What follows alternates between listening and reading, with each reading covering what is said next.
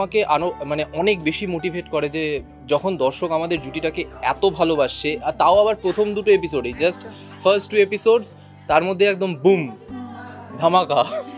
না, এক্ষেত্রে একটা ভালো জিনিস আমি বলি, সেটা হচ্ছে শুরুতেই না আমাদের সিরিয়ালে জুটিটা এস্টাবলিশ একটা জুটি, মানে যে জুটিটা হচ্ছে বিগত 3 বছর ধরে প্রেম করে এরকম একটা। তো আমার হ্যাঁ দীর্ঘ সময়ের একটা জার্নি সেটা, এবং সেটা আরো বেশি টাফ।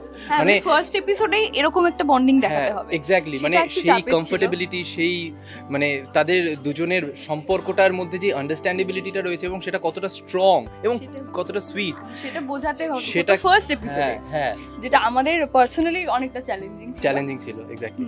তো সেইটা যে অডিয়েন্স অ্যাকসেপ্ট করেছে সেটা ভেবে আমার খুব ভালো লাগছে। সেটাই আমি আরাত্রিকাকে বলি যে মানে প্রথম এপিসোড হওয়ার আগে খুব টেনশনে ছিলাম, প্রথম দুটো এপিসোডের পর মানে টেনশনটা কিছুটা কমে, কিন্তু ওই যে আরো ভালো করার এই উচ্চাকাঙ্ক্ষাটা আরো বেড়ে যায়। একদমই তাই। তো দর্শকের কাছে আমাদের একটা রিকোয়েস্ট যে সবে শুরু হয়েছে মিঠি ছোড়া, আপনাদের ইতিমধ্যেই প্রচুর ভালোবাসা পাচ্ছি।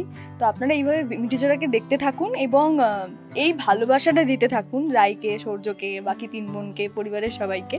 তো আপনাদের গল্প খুব ভালো লাগবে, এইটুকু আমরা বলে দিতে পারি, কারণ আমরাই এই কদিনের মধ্যে ভীষণভাবে ইনভলভ হয়ে গেছি। আর মানে ভীষণ ভালো সিনস করছি, ভীষণ ভালো লেখার, প্রত্যেকটা চরিত্রকে সমানভাবে জায়গা দেওয়া হচ্ছে, সমান একটা প্রত্যেকটা স্টোরির প্রত্যেকটা চরিত্র